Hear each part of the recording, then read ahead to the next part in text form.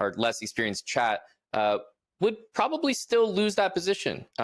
It's just you have to know exactly how to blockade and what squares you need to be on. In that case, b5, the king goes to e6, and you're fully on the light squares. But opposite bishops, one of those things that's so easy to do once you understand it, but otherwise can really throw you.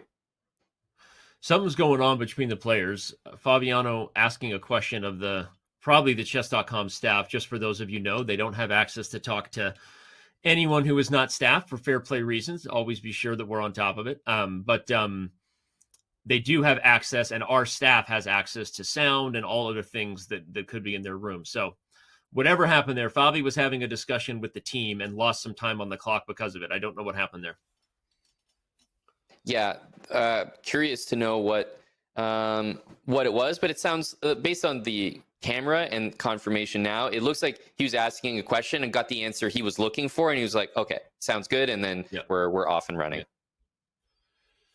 Yeah, okay, and maybe it was concerning the break, because there is another break here in the 3-1 portion as well, right before so maybe it was something about how that will happen. But either way, here we are in an Alapin Sicilian, something maybe a little more familiar than these awkward Londons we've been getting them on, but okay. Yeah, knight d2, and actually a lot of time spent. I know a little bit of it was that question we were just talking about, but I think Fabi now about to go under 2 minutes, only a couple moves into the opening here is a little bit surprising, and almost the biggest time expenditure that we've seen in any of the games this early on so far. Yeah. Weird, especially in the 3-minute portion. But yeah, knight d2 is an awkward move order, at least as far as Fabi is concerned. He wasn't sure what to do. Ultimately trades and is going to try to just spee and kettle the bishop and get castled. Maybe knight d3. I was going to say, we'll see if Pragg has some tricky stuff ahead here.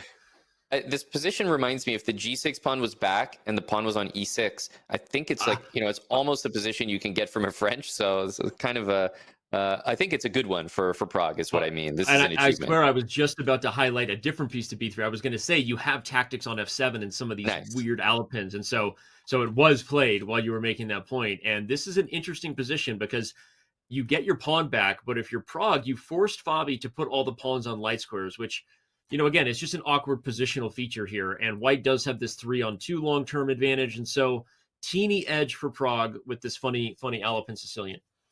Yep. Really like this position so far. Would definitely play a4 against the move a6. There's just way too much utility to the move b5 for black. It allows this bishop from c8 to reach b7. And of course, the knight on b8 also wants to pick and choose the right square. Not just knight c6, but maybe knight d7 to c5. For white, I'm looking at rook e1.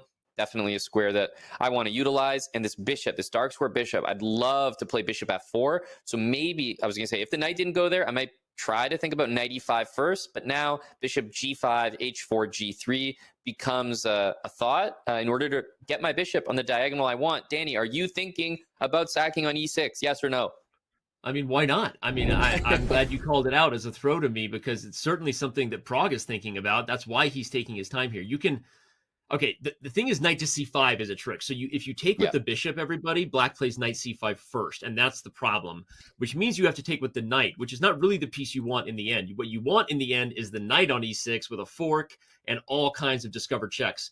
So I actually don't think it works. I think he probably won't sack, but... Sadly for us. Okay, he doesn't. Yes, exactly. That was fun, though. Yeah, it's close to working, but obviously Fabi, knight d7, absolutely in anticipation of that. Even though knight c5 is an idea here, there's a number of different ways to continue. b6, bishop b7 looks like where you'd want to place that bishop overall.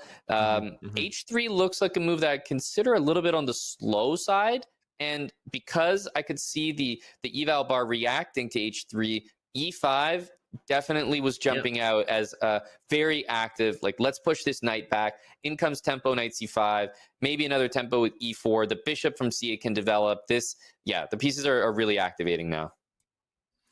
Yeah, you're spitting out, hot chess moves. I'm trying to highlight to keep with you. I like both these moves. I'm not sure which one comes first, e4 or knight c5, but both gain a tempo. And okay, he does choose knight c5 first, but yeah, so the pressure that Prague had is slipping a little bit, but he does still have pressure on the clock. He's up 30 seconds. And again, Fabi had that weird start to this game where he was discussing something with the staff. He might regret it if that time pressure hurts him in the end.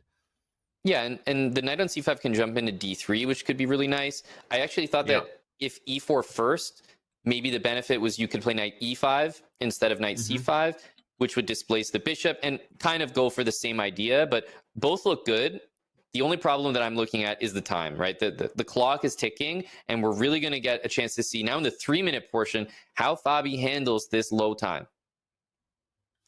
Yeah, down to 15 and counting seconds, and that pawn on d3 is pretty, but it might be lost if you don't find the right moves here.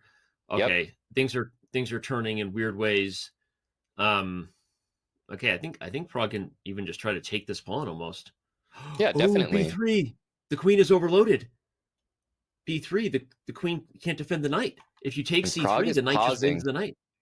He's pausing. That means he's probably spotted it, and he has. There's a lot of discovered moves here. Knight e6. This is madness. Yeah, way too many discoveries. That queen was overwork.